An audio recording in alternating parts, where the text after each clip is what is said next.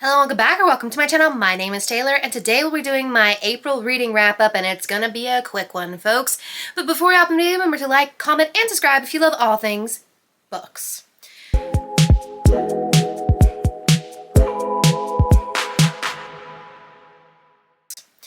So if you haven't been keeping up with the trials and tribulations of Taylor the past month of April, we'll just, set the scene. April, I work on a college campus. April is the last month of the semester. We are in graduation finals season, so that's already a bit crazy and hectic for me. Then I have to travel to my cousin's wedding. Terrible travel experience. I did not sleep. I had to drive for hours on end, and I was just, exhausted. Then I have to plan my department's honors banquet. And of course, I make one little mistake that causes me to stress so bad that it triggers a chronic flare-up of my chronic stomach issues, and then of course that triggers a chronic flare-up of my chronic respiratory issues, So for the entirety of this last week, I've been battling essentially what I consider an exhaustion cold, and am I fully out of it? No, because I am still a bit congested, a bit cough prone, but I'm feeling good enough to now I can actually film something. But needless to say, in the month of April, reading and I were not happening. I can definitely say as of yesterday, May 1st, not yesterday, 2 days ago on May 1st, I did finally finish a book, a 5-star read, that I'll talk about in my May wrap-up, and it definitely feels like I'm slowly getting pulled out of that reading slump, and I'm ready to take on my TBR takedown for the summer season, since, campus will be much quieter and I'll have a lot less to do. But in discussing the month of April, we read 3 books. However, one of them was like an 18-page novella, so take it with what you will, but I will count that towards my reading goal. 3 books. One was an erotica, and one was a romantic suspense, and the other one was a heist thriller. I read 1 on Kindle, 2 physically, and then I gave everything between 3.5 to 4 stars. And we had some pretty spicy reads this month and some not so spicy reads. There just wasn't anything piquing my interest that much this month. And of course, I am still in the middle of one book that I've been reading for 2 months, and we can discuss that at the end of this wrap up. So the first book I finished was To Surrender by Ian Laurier. This is the 18-page novella / erotica that I was talking about. This was a part of the Trans Rights Readathon. They did a Stuff Your Kindle Day, and this was one of the things that you could get for your Kindle for free. So I was like, when I read this, I was just kind of in need of something short and quick and easy. And you know what? Short little eroticas always have it going on. And I gave it 4 stars and 5 chili spice. Essentially, the premise is you're following a trans mass sorcerer to discover this sort of burial ground temple in which these old gods were worshipped.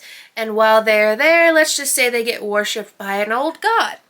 I gave it 4 stars and 5 chili spice. I tell everyone I reserve the 5 chili spice for straight eroticas like this one. So is it the most spice-filled thing ever since it's 18 pages? No, but that is where the 5 chili spice is reserved. Basically telling you that this is just a straight erotica. There's nothing else going on in it. So 5 chili spice on that one. It's fun. I would recommend if you're looking for something short, quick, and spicy to fill that urge and or fill up your reading goal.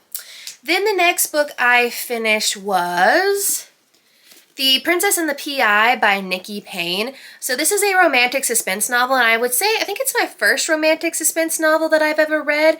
I did pick up a couple because I guess I'm just kind of in the mood.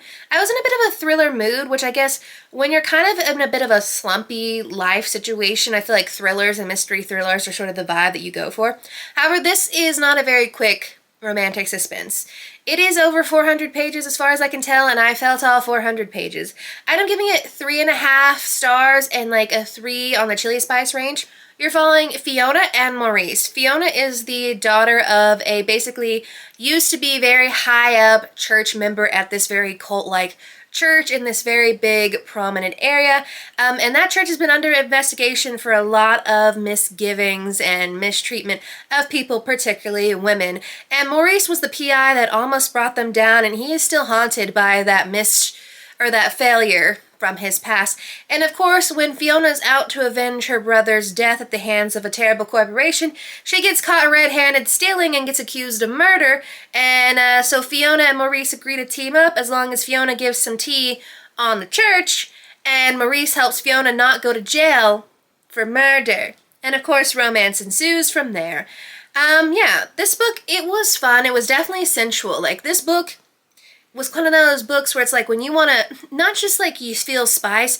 I feel like there's a difference when I'm reading spice in like a rom-com versus reading spice in like a very sensual story. Like, sensuality and steam don't always get associated with spice, and like, ooh, it was hitting.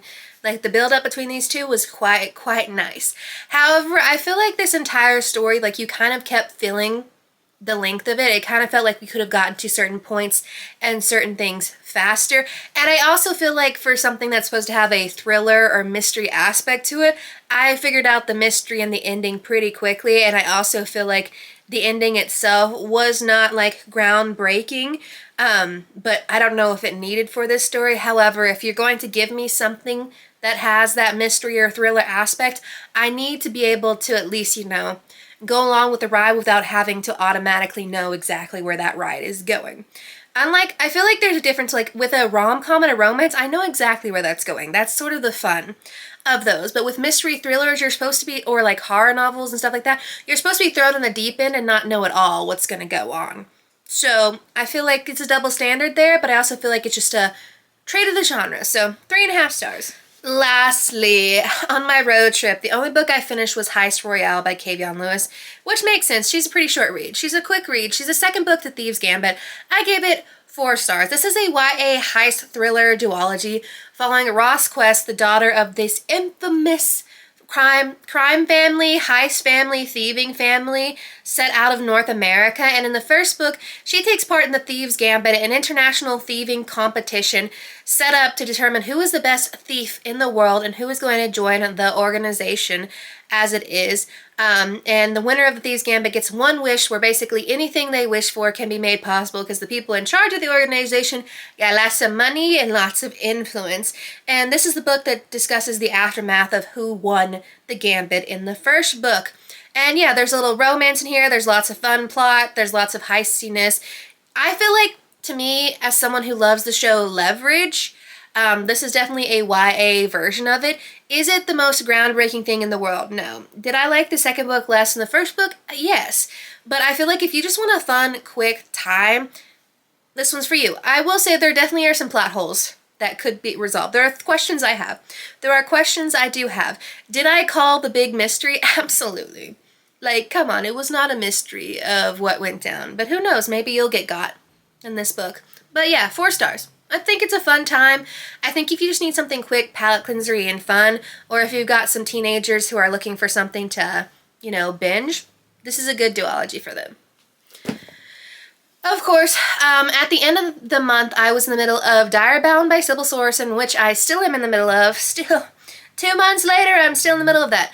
However, I am enjoying what I'm reading of it. It just feels like the truth is I just haven't been in a Kindle reading mood, and I have the book on my Kindle. But I am in the middle of that one, and then I was in the middle of The Spells We Cast by Jason June, and that I did finish the second 50% on May 1st. So I will round that up in the next reading wrap up. But I mean, spoiler, I told you that 1st of May I had a 5-star read. That book. Leave it to Jason June to... I think just leave it to Jason June, but also leave it to good queer reads, because the majority of my reads this year have been queer, and those are the ones that are giving me the 5-star feels. Yes. But those are all the books I read in the month of April. Let me know if you've also been slumping, because I feel like a lot of us have been. But that is just the nature of life and the current state of the world we live in, which is slowly bearing down on us, and we have to find ways to cope with that. So, and I will see y'all in the next one.